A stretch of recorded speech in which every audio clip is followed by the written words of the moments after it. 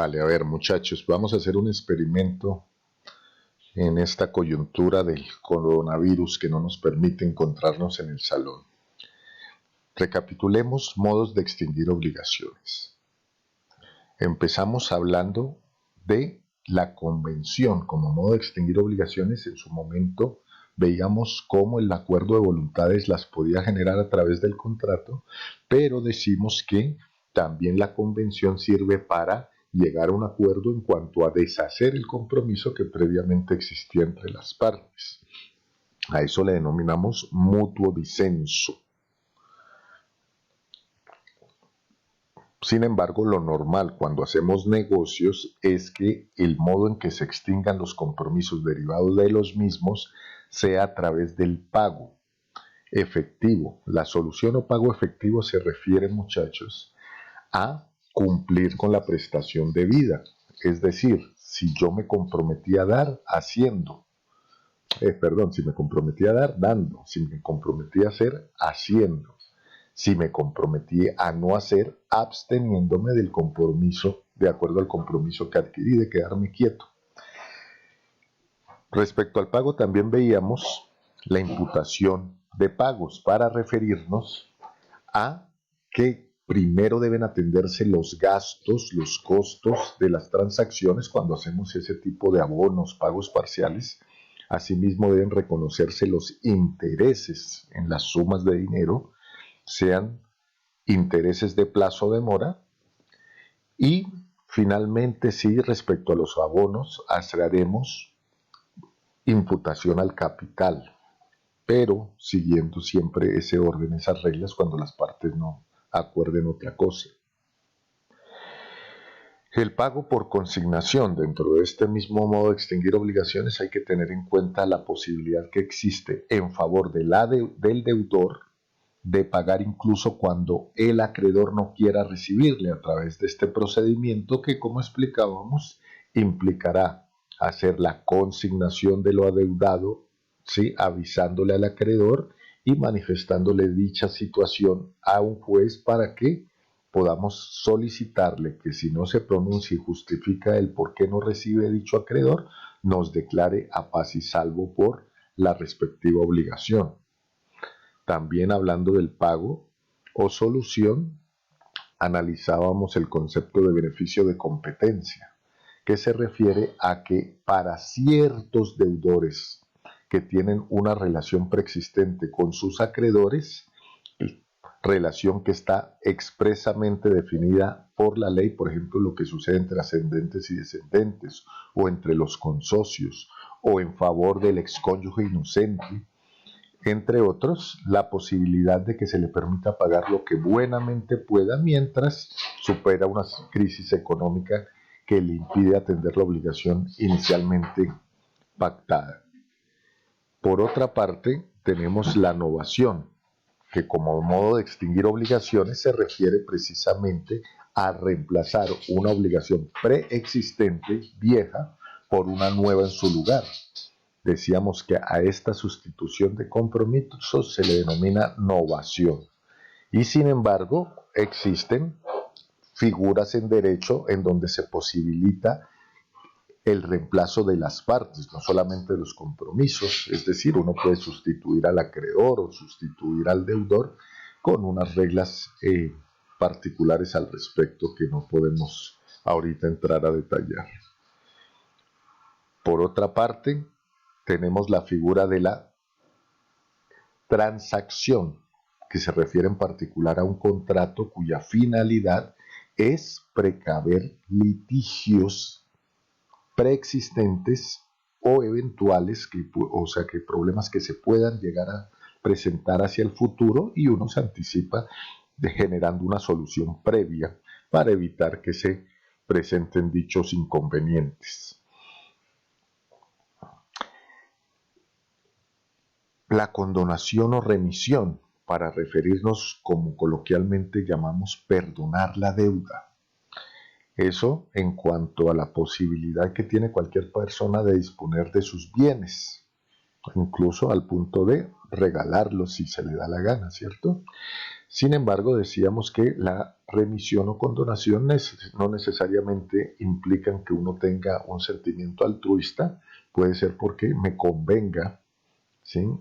Mejorar mi posición negocial haciendo ese tipo de concesiones, o por otro lado porque a lo mejor me sale mucho más costoso intentar recobrar un dinero de difícil recaudo que sencillamente darlo por perdido, dejar de perseguirlo. No quiere decir que yo pierda el derecho, sencillamente que por sentido común pues dejo de cobrarlo. Hablamos también de la compensación y en su momento hablamos de la confusión. Pero decíamos, estas figuras son importantes no revolverlas, no mezclarlas, porque tristemente solemos hacerlo. La compensación se refiere a la posibilidad de cruzar cuentas, como decimos coloquialmente, cuando concurren entre dos personas la calidad de acreedor y deudor entre sí. Pero decimos que esas personas que son al tiempo deudoras y deudoras entre sí, debemos verificar que entre las obligaciones que ellas se deban mutuamente se cumplan ciertas características. Por un lado, que las obligaciones sean en dinero o en cosas fungibles, es decir, intercambiables de géneros o calidades similares. Segundo, que ambas obligaciones sean líquidas, es decir, fácilmente convertibles, apreciables en dinero. Y tercero, que las obligaciones sean exigibles actualmente. Decíamos en su momento que si a mí me deben pagar hoy o esta quincena 1 millón de pesos, no la podríamos compensar con una plata que yo debo pagarle a ese deudor mío del 1 millón de pesos.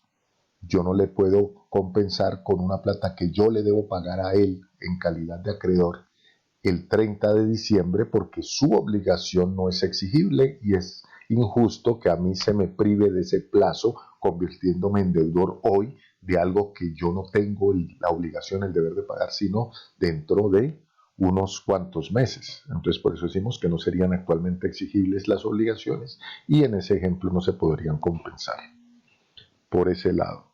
Por otro lado, miremos que la confusión predica de la situación en donde en una sola persona recaen de respecto a la misma obligación las dos calidades, es decir, yo soy tanto acreedor como deudor de la misma obligación. Poníamos el ejemplo de si un proveedor le compra el negocio a su cliente. En contabilidad del cliente, respecto a unos bienes o materias primas, puede estar cuentas por pagar 100 pesos a mi proveedor X. ¿Y qué va a aparecer al proveedor X? Cuentas por cobrar 100 pesos de la misma mercancía. Si un negocio es comprado por el dueño del otro, pues ese dueño se convierte en acreedor y deudor de la misma obligación y por tanto el cruce de esas cuentas hace que se extinga el compromiso que existe. Por otra parte, hablaremos en su momento de la pérdida de la cosa con más detalle en el contrato de compraventa, pero les anticipo que nos referimos a que en materia mercantil y en materia civil las reglas de quién debe asumir la carga de la pérdida de una cosa que se debe es distinta.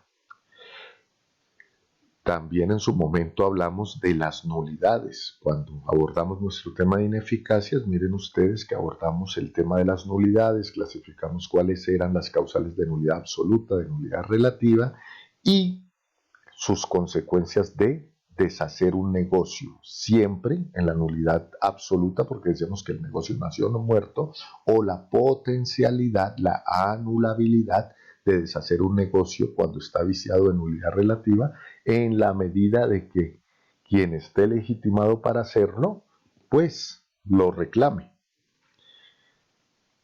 Asimismo, también vimos en su momento la condición y decíamos que la condición era resolutoria para significar que utilizamos un hecho futuro e incierto a fin de determinar hasta cuándo el compromiso tiene vigencia, cuándo se puede exigir. Si llega a presentarse esa situación futura e incierta, pues manifestábamos en su momento que hasta ahí llega el vínculo, el compromiso y por ende queda extinta la obligación. Finalmente, muchachos, la prescripción. La prescripción hace referencia de manera similar a lo que en su momento hablamos de la condición que le poníamos apellido dependiendo para qué se utilizara, a un modo de extinguir en este caso, como lo estamos analizando, pero vale la pena resaltar que también la prescripción se denomina usucapión cuando se mira como un modo de adquirir las cosas ajenas. Y uno adquiere esas cosas ajenas o extingue los derechos o las acciones de otro cuando demuestra que se ha poseído, ¿sí? O que se ha ejercido determinada situación durante un lapso de tiempo que dependerá lo que la ley para los efectos ordene. Decíamos que toda esta información que yo les presento en este PowerPoint o en estos Prezi, ustedes los tienen detallados en el material que está subido, cargado en su plataforma de Moodle, de lo cual deben estudiar y realizar las actividades o estudiar para las evaluaciones que al respecto vamos a desarrollar a lo largo de la jornada y el semestre. Entonces miremos a ver cómo nos quedó este primer experimento, muchachos.